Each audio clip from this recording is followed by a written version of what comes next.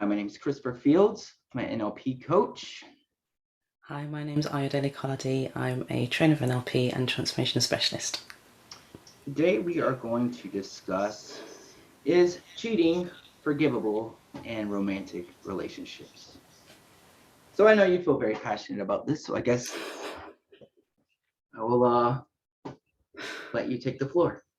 Oh, really? Am I going first? Yeah, well, I guess, do you think it is forgivable or not?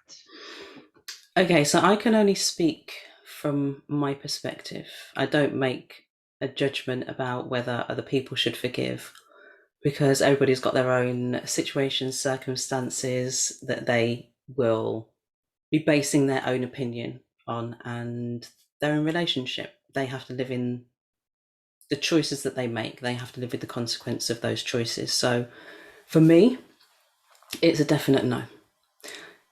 And yeah, that it just is not. It's not a forgivable thing. Definite is kind of, I guess, a blanket statement. So would you say definite every time for the rest of your life, or definite for every single person, or definite for every single case with every single person, or some people, get passes, etc.? It's just a no across the board because I mean I can only speak to the relationship that I'm in at the moment because I'm not anticipating being in another relationship in the future. So in that context, then now and in the future with this particular person, it's a no. So you're saying it is debatable to some degree, generally, for the public. For the public, yes, You can absolutely. only I think speak for your behalf. Yeah, okay. So if there is a degree, if there is like maybe a margin of error, we can stick in and say it's at some points debatable. But you are opting out of having that margin of error and saying nope every single time, not forgivable. but when you say every single time, that in itself leads to the suggestion that there would be multiple times that I would be required to forgive. No, 0, 1, all right, 1, 2, 3, 8, 18 times. There would be no times. So you're saying every single possible time is never forgivable with you. But some other people are allowed to forgive, and you can't judge them per se because you believe it's debatable for them, but not for you. Yeah, I think it just really depends on your kind of your values, your morals, and the kind of the decision that you've made when you enter into a committed monogamous relationship. Like if you're going to say that cheating is forgivable, to me that just gives a blanket permission to say, well, okay, well, if you do cheat, I'll be okay with it. And I don't think that that is the tone. And that's number one. It's not just that, it's not the tone that you should set out to be in a relationship, and it sets the standard of the relationship if you say, yeah, okay, if you cheat, I'll forgive you and it will be okay, I'll take you back, we'll work it out. 2 points. So I guess the cliche term of forgive and forget, is that valuable? In what sense? Is forgiving and forgetting valuable to you? I think it definitely is, and I think that there are some contexts, there are a lot of contexts in which it is useful. I think forgiveness as a whole is really, really important for the person that does forgive because you're no longer carrying that burden of all of those negative emotions. You're able to kind of let that go, move on with your life and get on with it. But just because you forgive somebody doesn't mean that you should condone that behavior. If you've set out, to be, and you've together decided to be in a monogamous committed relationship, you can forgive, but it doesn't mean that you're going to be with that person any longer Isn't because that, they've broken a sacred vow. They've broken a foundation that the relationship was built on. I think that's debatable because essentially that's the importance of forgiving. Is saying we're going to squash this. I'm not going to let these negative influences, or these negative emotions influence our relationship by the forgiveness part. So second question, I guess, something you said is, if you forgive, if it's forgivable, or it's not forgivable, because then there's like a insinuation that this person will do it again in the future. I disagree. And let me tell you why. Because murder is forgivable, actually. Murder is forgivable. And people do their time, they learn, they change. And nowhere in there, even though this does happen, rarely, will a murderer come out of prison 30, 40 years and then do exactly the same thing. So I think the forgiveness part does work. And maybe there's some family members of, the victim, etc. It's like, absolutely not, I'll never forgive that person. But there's definitely some that do. But we can at least say that murder, at least for sometimes, is forgivable. So cheating, not.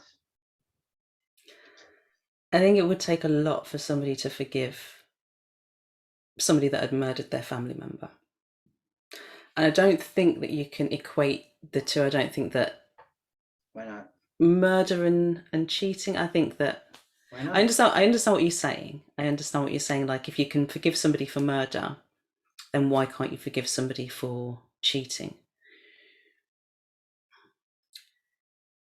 I think it's easier to forgive something that maybe then doesn't play, like you don't have to see that person every day. You don't necessarily have to, interact with that person every day. And you forgive, in that context, you'd forgive them not for their benefit, but for your benefit, so that you can have. So you're saying, tuck your emotions away so you don't have to deal with it. I think it's what you're trying to say. No, it's not tucking your emotions away. It's actually dealing with your emotions when you forgive. But if you're saying, is cheating forgivable, then you're saying that you forgive and then you stay with that person. And my understanding is that once a cheater, I do believe that once a cheater, always a cheater. Like, if you, and I know that you want you're going to want to respond to this, but I think that you set the standard for how you want to be treated. You set the boundary on how it is, you teach people how to treat you, essentially. So if somebody cheats on you and you forgive them, then the likelihood is that they'll do it again, because it's not as significant as murder. It's not as big a deal as murder. If you've gotten away with it once, then the likelihood is that you'll get away with it again. So if you set the standard for being cheated on, then essentially that's me saying to you, I'm okay with it. Like, go ahead, do it again and again and again, and I'll take you back. Whereas for me, it's a non-negotiable. What's interesting about your analysis, though I won't say it's incorrect face value, I think ultimately it is incorrect, and I'll tell you why. Because with two pieces here, you're saying that people can't learn, people can't change, and that's incorrect, because any learned behavior can be unlearned. That's a fact. Secondly, what you're saying is, and I have very personal experience with this, just like the murder. So the murderer doesn't just go murder. There's actually a reason, and there's a situation that the murderer is in that causes this interaction to happen. So how I equate that to a relationship is, someone doesn't willingly just get into a relationship and say, I want to go cheat now. There's a reason. There's always a reason. And whose fault it is depends, and sometimes, and most of the time, it's both parties' fault.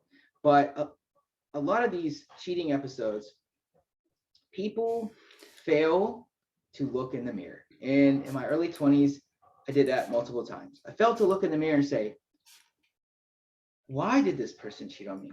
Was it all them, or was it also me?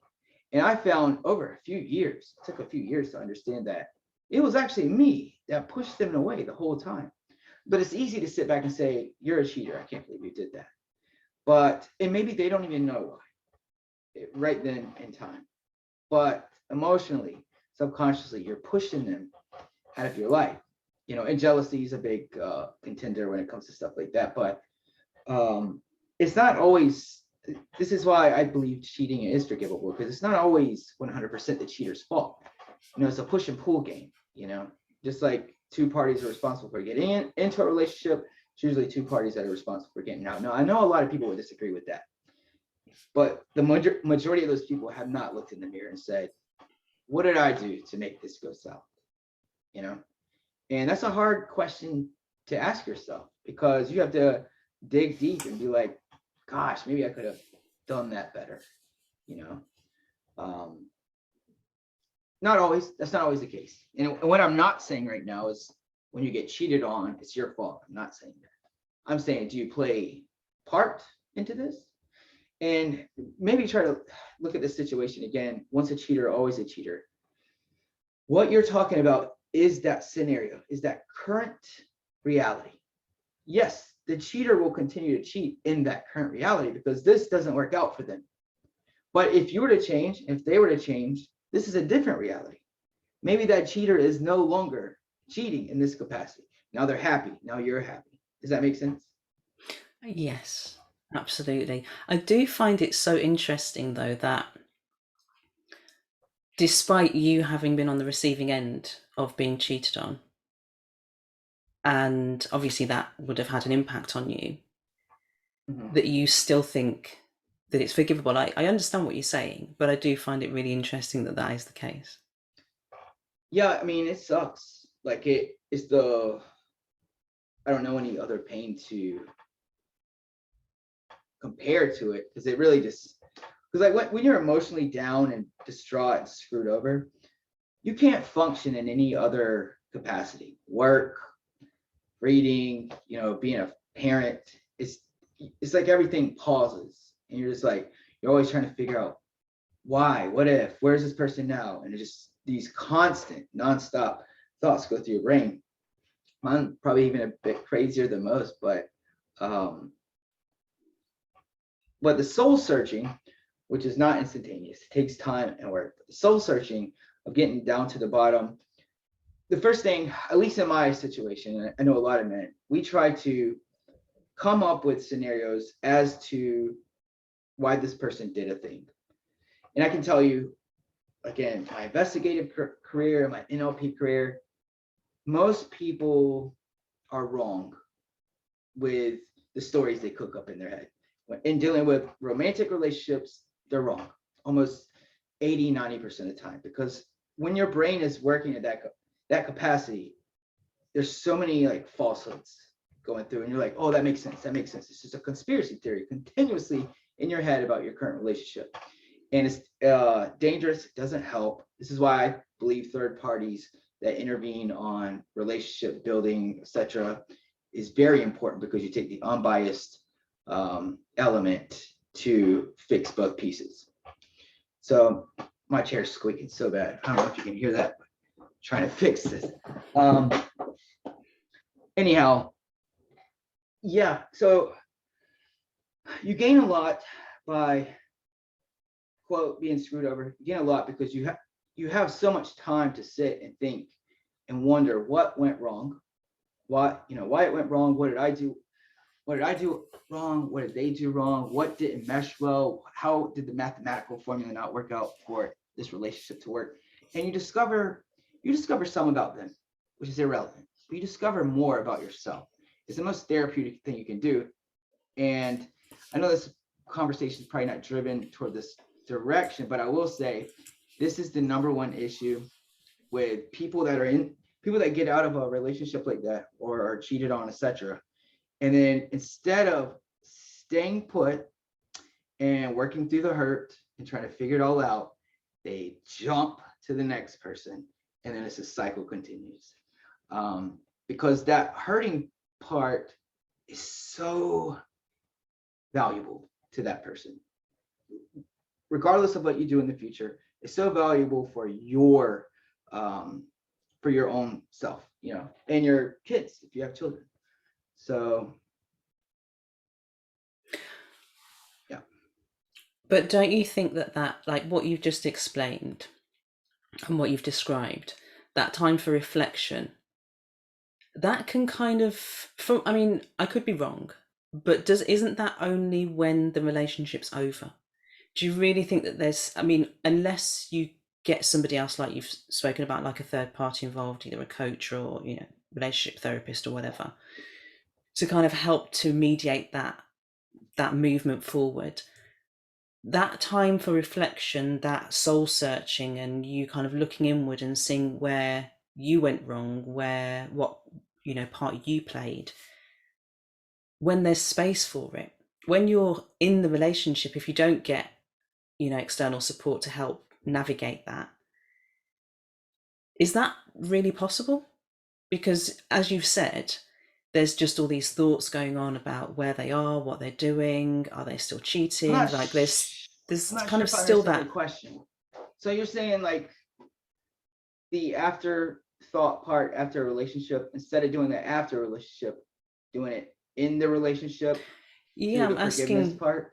yeah I'm asking whether you think that it's really possible to do that level of introspection, that level of self-reflection, figuring out where you were to blame without external support, when you're still in the relationship trying to work it out. Because from what you've said, it sounds like the self-reflection and the soul searching came when the relationship had finished.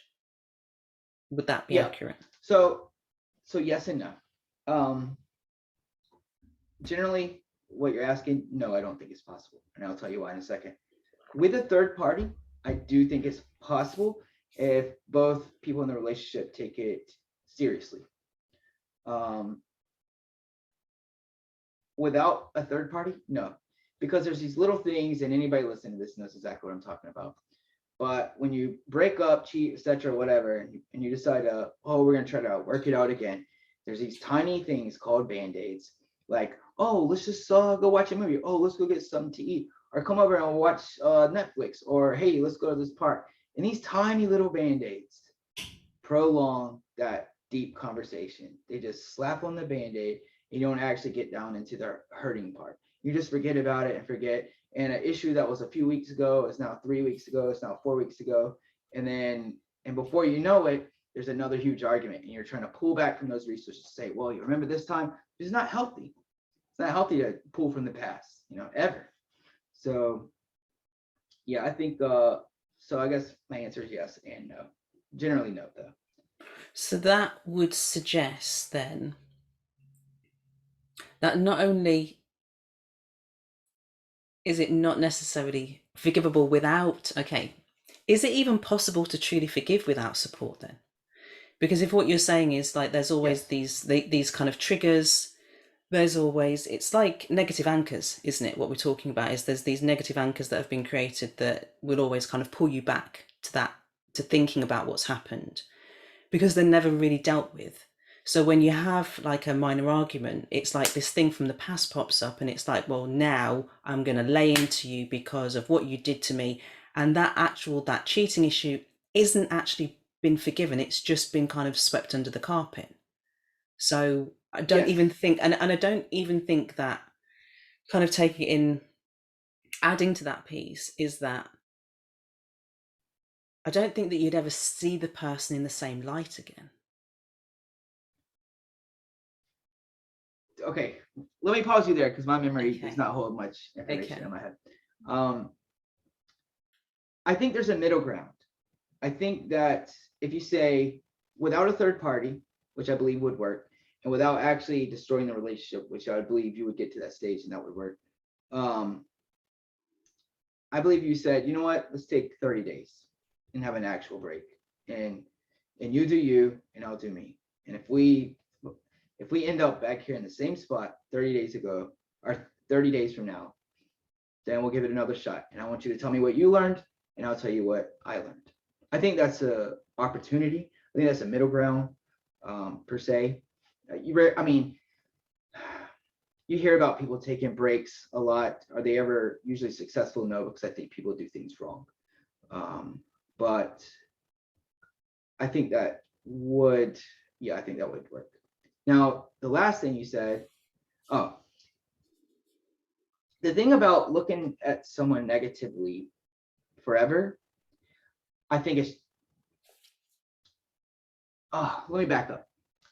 So you mentioned negative anchors. I think positive anchors are also not helpful, because and I can't even speak from self-experience, but multiple clients that I've worked with before, in their head, along with the negative stuff, in their head, they're saying, I really miss this person. I remember when we went here. I remember we went to Disney World, or we took that boat ride, or all those long conversations in the car, laughing, etc. They keep these like very new in their head, and it's making them miss that partner that just royally screwed them over. Instead of facing the fact, this is a reality where we're at right now. This is what she just did to you. Let's figure out why and fix that. But then you got all these positive anchors that are also not helpful. Just because they're called positive doesn't mean they're working. So, but lastly, the third part. So, no, I think saying, will I remember this person, or will I look at this person negatively for the rest of my life? I think it's a childish way to look at it. Unfortunately, I think that's probably how the majority of people do act, because we are responsible for how we view people. It's the reflection. So if I can't get over those humps, then those humps aren't gotten over yet. They still exist. If I'm looking at you and I say, cheater, every time I look at her, it makes me angry or sad or skeptical or jealous or not trustworthy. Yeah. Then that's an issue I need to dissolve. We need to get over that together. By myself, it doesn't matter. But no, I think once those are fixed, then you have that positive reinforcement that can easily outweigh all the negative. Because ultimately, and I mean, this is probably my number one argumentative point, is that why should cheating be forgivable? It's because humans are animals. That's what we are. And even if you want to talk about human nature isn't that great, at least for the majority of people breathing air on earth. It's just not. That is reality. Now, we can have discussions about what way is society turning it bad or better. I think it's both, really, for some aspects, some not. But human nature is animalistic nature. That's a fact. So if we can at least screenshot that idea and say, now this is applicable to everything that happens or doesn't happen in the future, and then play it based off of that. But to say we're not animals and we're closer to being angels or something, that's not reality. I mean, in almost every culture dating back, nowhere have we ever been to where it's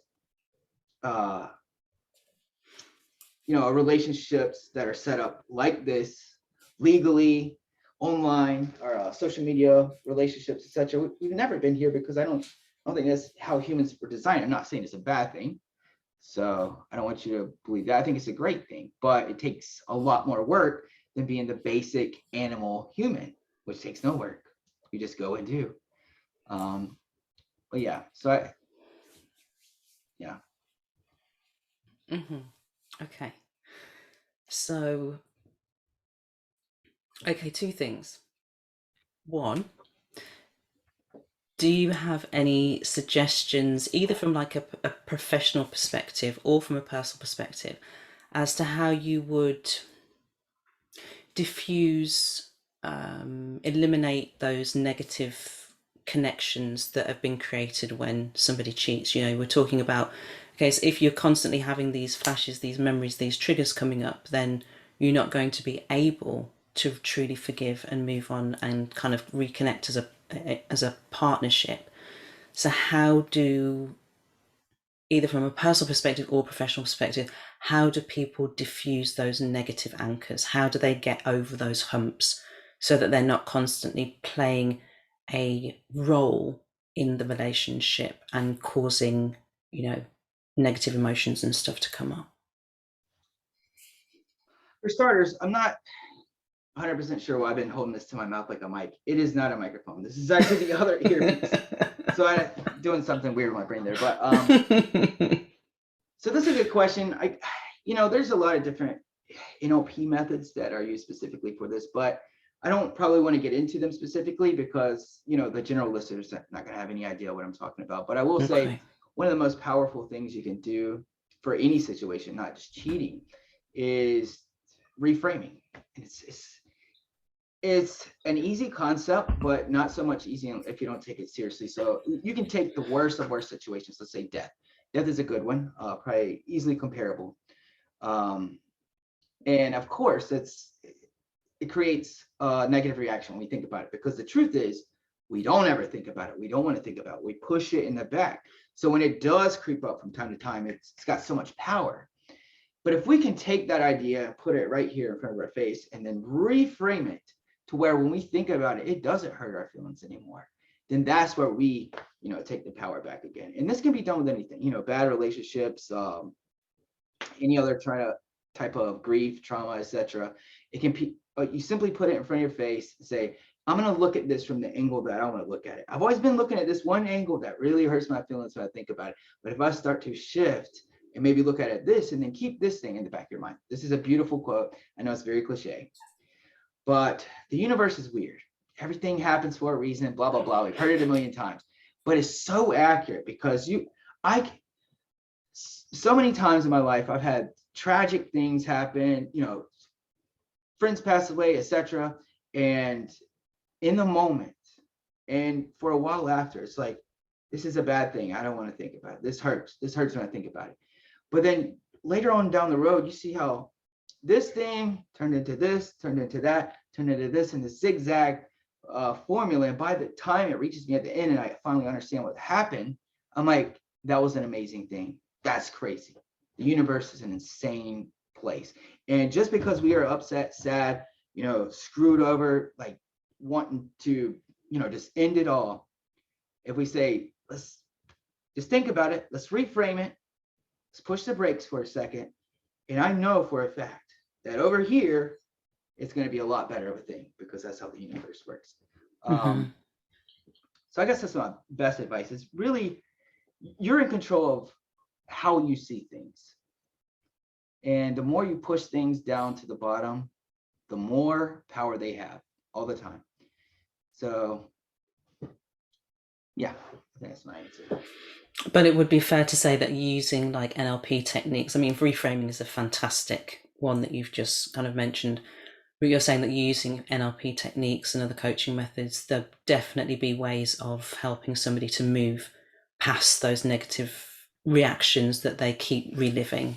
I agree with you. I definitely agree with you, but just kind of wanting to drive that point home to the listeners that it is something that people can overcome. I'm not, in saying that, I'm not advocating, I'm not saying that it's okay to cheat. I'm not saying that it should be necessarily forgivable for me, but just kind of picking up on that point that for people who do want to forgive and do still want to be a part of that relationship, it is definitely possible for people to move past those triggers.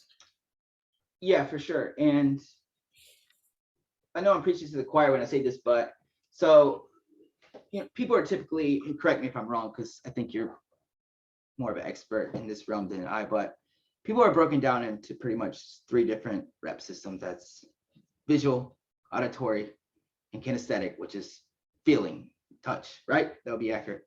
Sometimes I say that incorrectly, but it says a lot because that's how we perceive the world. That's how we intercept information.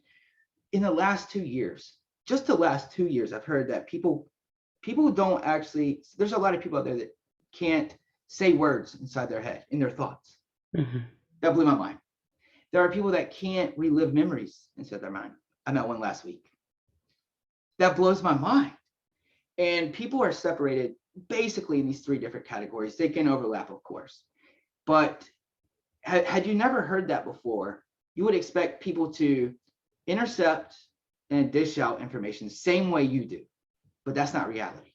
So once we understand that people do have their differences, when we take that reframing method, now we can apply, hey, what kind of person are you? All right, what kind of person are you? Which way do you, intercept messages or suggestions better?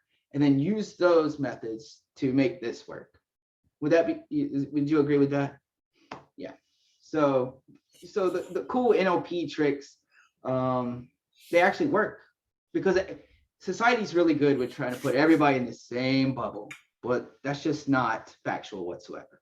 everybody's cut from a different cloth. And then the best we can do is kind of, generalize here and there and say, this is going to be the best learning method for you. And then we're going to use these tricks to solve this problem. I'm talking with my hands a lot today for some reason, but I might do that all the time, to be honest, but I'm never usually in front of the camera, so I can see it. It's good. It's expressive. It helps me. Okay. Yeah, it's like a composer. It really helps my patterns. But. Excellent. Okay. So the second question was, so you mentioned about humans being animalistic in nature. Yep. So are you arguing, or are you making that point to say that it's okay to cheat then? No. So what's the point that but by making that comparison, what is the point that you're making? I'm saying that's in our DNA. So if you opt to be in a relationship, a solid relationship, not a swinging relationship, if you will, but if you opt to do that, then you have to say, well, these are the rules now. Regardless of my DNA, I have to live by this set of rules. Okay, so I'm not saying cheating's okay. I don't think I've ever said that. But kind of like, here's a metaphor. If you want to be a dog that wears shoes, dogs don't usually wear shoes. But if you are a dog that wants to wear shoes, you're going to have to learn how to walk in those shoes and be happy in those shoes. So it is what it is. So no, I think inside, absolutely. That is what we are as humans. We're just a little bit smarter than cavemen, but probably not much. And so yeah, to be devoted to one person for the rest of your life is a big deal. It's a crazy thing, and even though there's so many people out there that won't admit that today, I think they're lying, to be honest. And not to say they're not in a great, happy relationship and they don't want to stay in that relationship forever, but if you can sidestep away and say, one person for the rest of my life, that is, regardless of who you are, that is actually a big deal. That's a huge commitment, So I think if we didn't have that animalistic DNA, it wouldn't be such a big commitment. But we are that way. We're just trying to consolidate it to this tiny little thing and be in a happy relationship. So. Yes, I agree with you. And I would also say that for people that do want to cheat, one of the things that I just don't understand is why not just find somebody who wants to be in an open relationship? Because there are, polyamory, is that what it's called? Polygamy? That's a big thing. It does exist. There's a huge community of people that do engage in polyamory. So why not, if you want to be a cheater, why not just your question makes people sense. who also want to be in an open your question makes sense, but you're speaking about this retroactively, because I think if you go back to day number 1 of the relationship, that's not their intention. It just happened. It just fell into their hands, or somebody else fell into their hands, or vice versa. But I don't think that was the initial, because there's a lot of people that are like, I'm good with relationships. No, thank you. I love being alone. It's great. I don't have to worry about anybody else. And they live so happy. There's going to be solo lonely moments where they're maybe watching Forrest Gump by themselves and they're like, I wish somebody else was here, and they're not, of course. Well, that's just the price you have to pay for that, independent freedom. And I see it both ways. I think relationships are great. I think being single is great. Whatever works for you. But I don't think the single person is saying, you know what? I want to sleep with everybody, but I also want to have a relationship. So let me go do this and then start working on that. I don't think that's typically how it works. There's probably a handful of people in the world that they are malicious. That is their plan. But I don't think people that cheat, I don't think that's their initial plan. I think just a matter of circumstances, their partner, their relationship as a whole just kind of puts them into the situation. They're vulnerable and they're like, screw it. And they make the mistake, And I think probably for sure each situation of cheating is different, each one is a different story. And everybody has their reasons as to why. Now, are they validated reasons? who's to know? But the problem is those conversations usually don't happen, at least to the degree that they should, because if person A cheats on person B doesn't want to think about anything right now other than, hatred, sadness, etc. And they're going to be there. It's hard to get them down here to say, all right, let's open up this book and start reading it and so we can understand like where I felt you, where you felt me, why you did what you did. Is there a path to progression? Shall we end it now, etc.? It sounds good retroactively. It sounds good when you disassociate yourself, you step back and you're like, I can see how all these things work from a macro view. But when you're in that situation, those emotions are strangling you.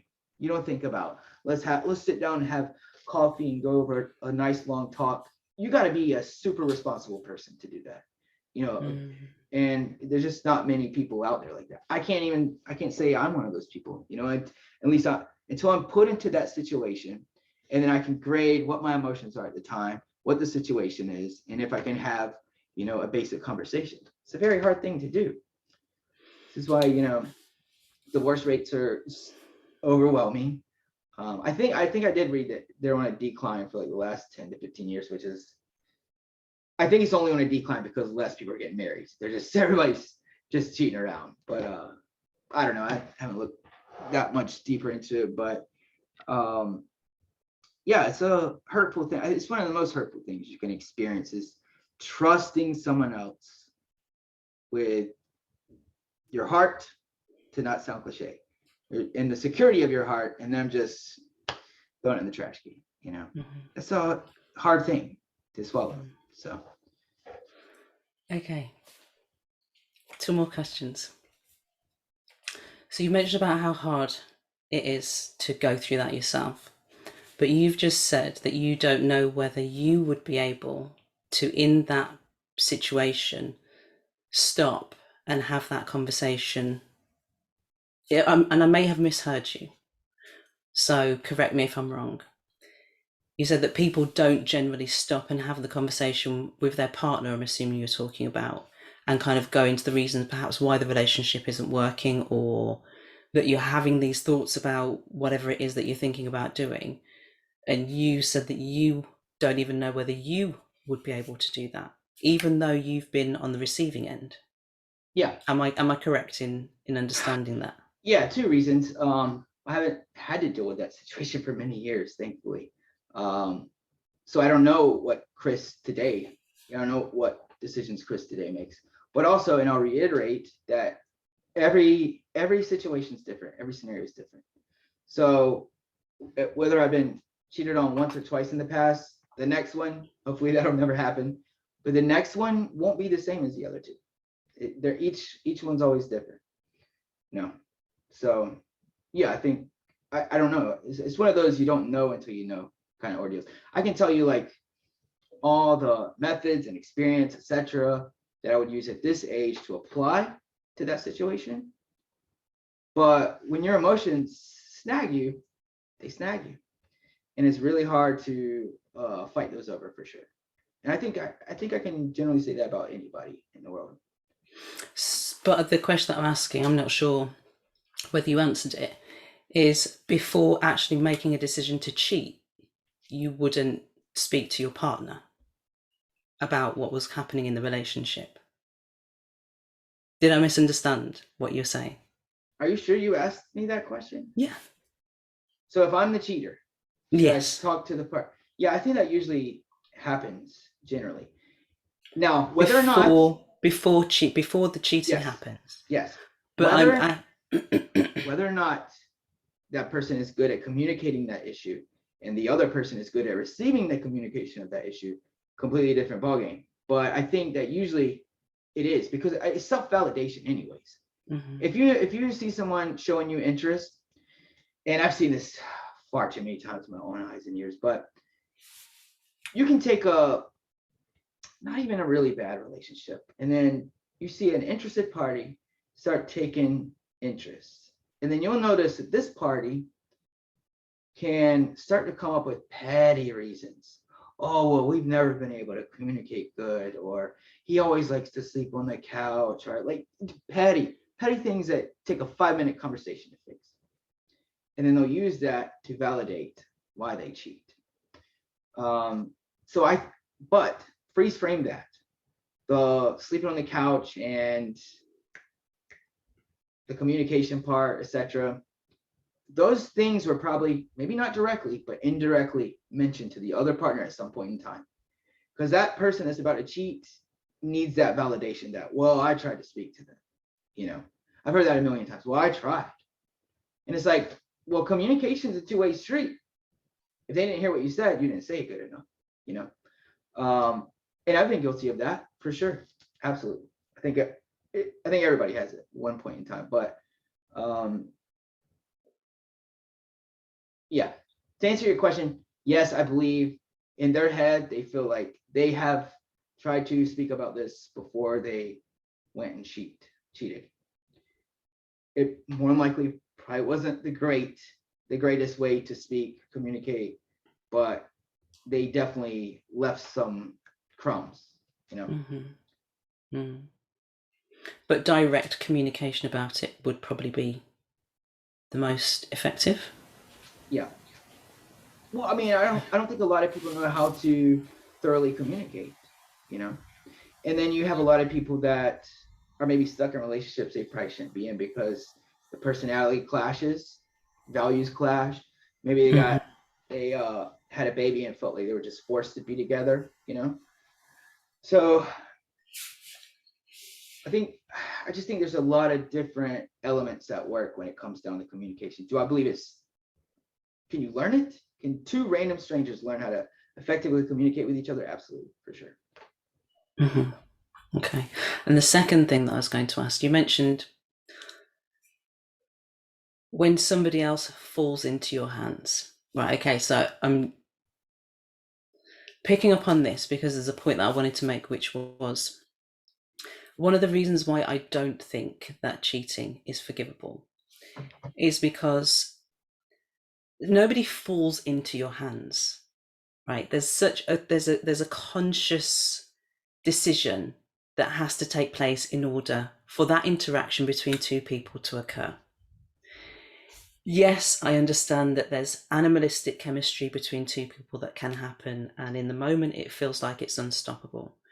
But I believe that there are so many points during that exchange, during that interaction, before it actually happens for, the actual act to occur, for the one person who's in the relationship, or both people that are interacting in that exchange could potentially both be in a relationship. There are so many specific points that person could have just said, you know what, I can't do this. This has to stop, and I'm not going to. So there's a conscious decision, is what I'm saying. There's a decision to do it. At some point, there was a decision that was made, and now I don't think that can, for me personally, how is that decision forgivable when you know how much that's going to hurt somebody else? The brain's weird.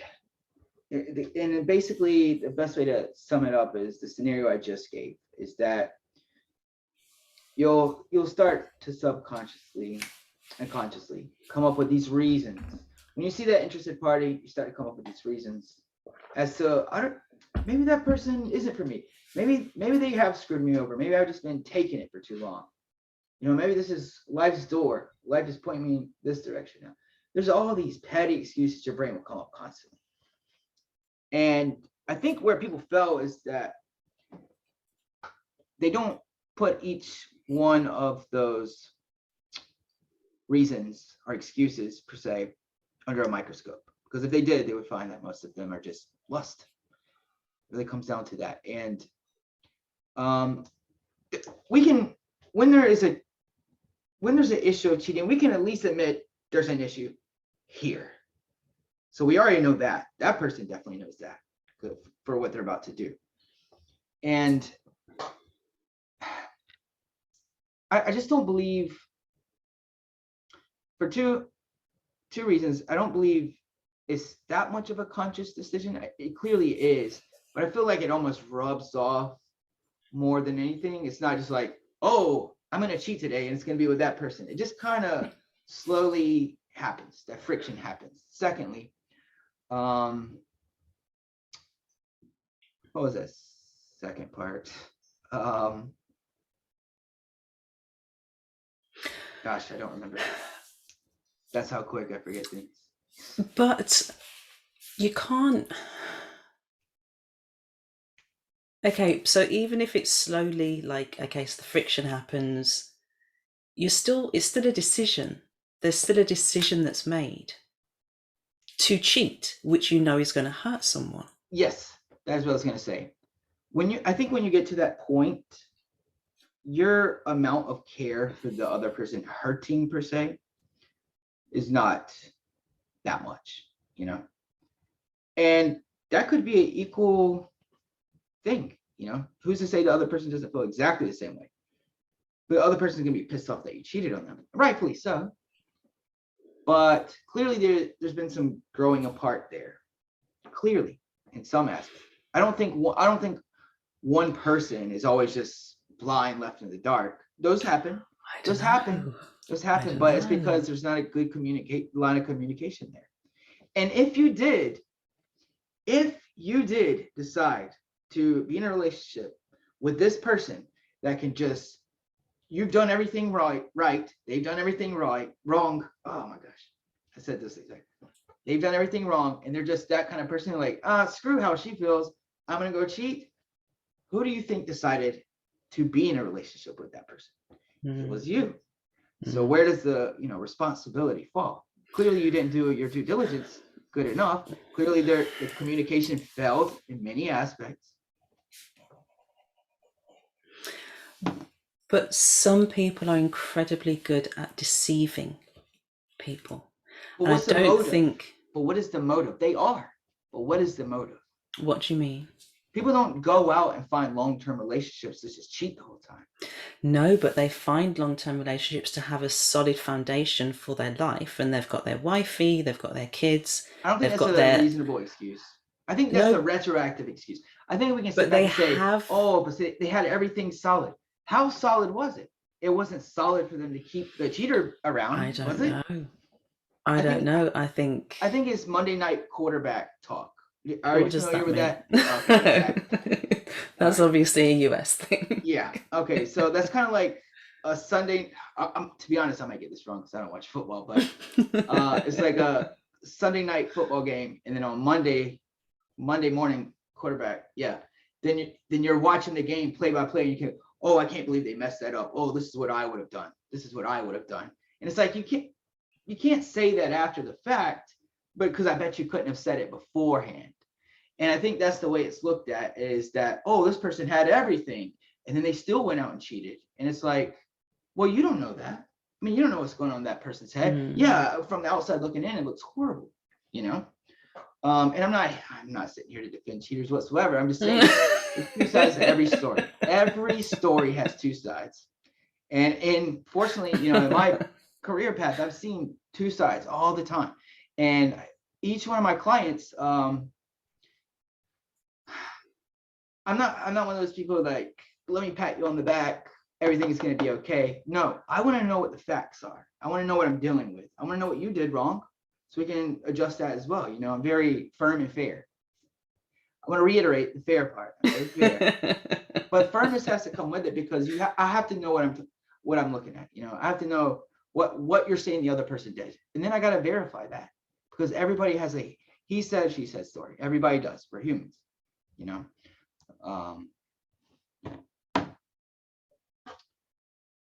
It is 6 p.m. Oh, is it time? Oh my gosh. Time flies. That has gone so quickly. I was talking fast too. I got a lot of words per minute out there, I know for sure.